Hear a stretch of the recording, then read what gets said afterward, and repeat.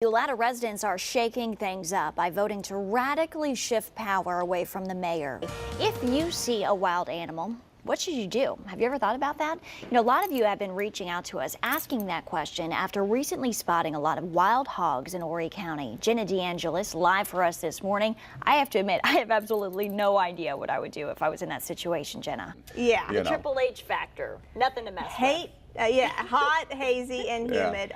All day today. All day and for the rest of our life, it feels like.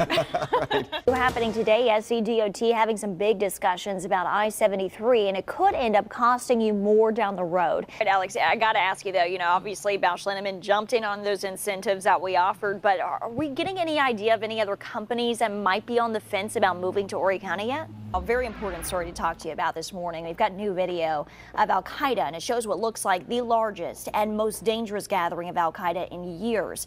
Now, either the CIA and the Pentagon didn't know about it, or they couldn't maybe get a drone there in time to strike. This video shows that high-ranking leader of Al-Qaeda greeting about 100 fighters right out in the open. And folks, that is a very bold move. Now, major downpours to talk about, impressive totals in Little River, but then Marla, some people are completely bone dry out there.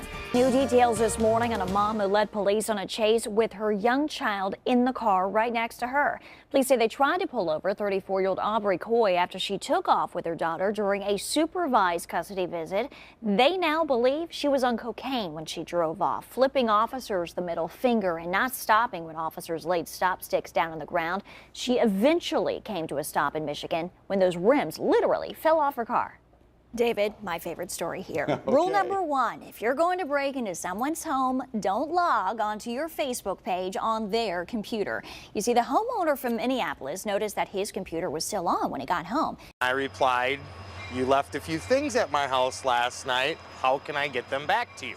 Well, the thief took the bait. He actually arranged to meet up with the man whose house he had just robbed, and the homeowner had called police, so when the thief got there, well, he was promptly arrested. Oh, just how tall is the world's tallest water slide?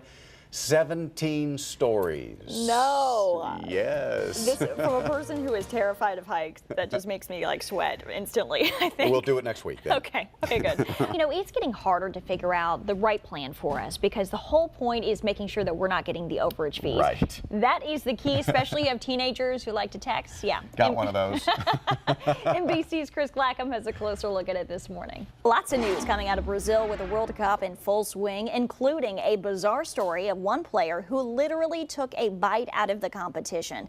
WNBF News reporter Manny Knoll live in the studio with that. But first, Manny, I hear Brazil actually a pretty great place this time of year to find love, or maybe at least a date, right? That's right, Heather. Controversy in Latta continues this morning. Just one day before voters chose to strip power from Mayor Earl Bullard, we're actually learning that he used his fleeting authority to hire a new police chief, a man named Freddie Davis. Just last night, former police chief Crystal Moore appeared on MSNBC's The Last Word, saying that she will continue to fight for her job, a job that she claims that she was actually fired from because she's gay. It is important to mention that the mayor's decision to hire Davis is in fact legal until those votes are certified tomorrow from Tuesday's referendum that, by the way, clearly showed that locals wanted hiring power to be transferred from the mayor to town council. Well, Mayor Earl Bullard was 100% allowed, according to the state law, to hire this new police chief. The family from Orangeburg, South Carolina is waiting to find out if a man is going to be sentenced to death or to life in prison for killing his 5-year-old daughter.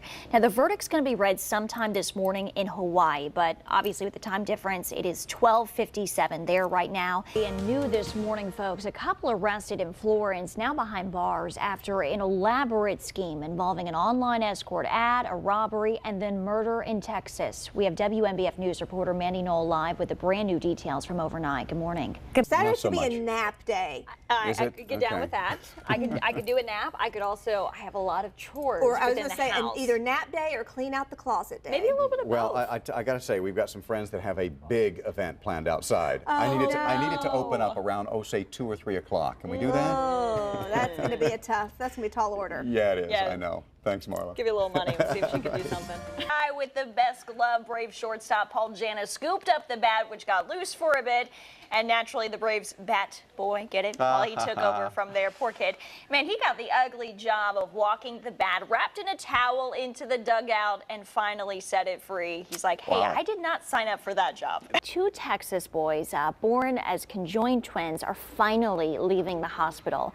Owen and Emmett Ezell were successfully separated in a very risky surgery in Dallas last August. Doctors say they're now breathing on their own. They're eating with the help of a feeding tube, and look at a cutie pie. The next step for them is a rehab facility, and their parents are going to learn on how to care for them. Now, some loose hogs are causing some problems in a town in Illinois. Look at this. Can you imagine being that guy? I mean, terrifying, really.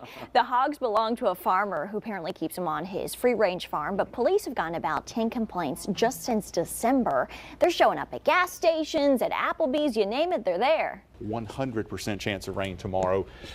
I see it. I see your tie. We're trying to bring out the spring, the happiness, the Easter, and it's to no avail, unfortunately. It's not going to work. I should have worn my tie with the umbrellas, but I'm trying to stay positive here this Friday afternoon. We're being optimistic here as much as we can. All right, Jamie, thank you for the depressing news. Appreciate that. All right, folks, right now, 4:17. After spending 17 years behind bars, a Louisiana man is now free after DNA evidence exonerated him from a rape conviction. 40-year-old Nathan Brown was arrested back in 1997. At that point, he was accused of raping a woman at the apartment complex where they both lived. He was later convicted of that charge, and he was sentenced to 25 years in prison. But with the help of the Innocence Project, Brown's case was then reopened, and DNA evidence found on the victim's dress cleared him. You know, we wanted to look into this issue because you actually reached out to us saying, what is going on here? Jenna DeAngelis found out why you may see more of these animals in the area. I mean, this is just the beginning, isn't it? A live cloudy look there in Florence, and guess what? We are not done with the rain just yet. The good news is it is going to slowly move out, but here's the deal. When it comes to our morning commute, it's going to be a problem. So we got to bring in our experts to talk about this.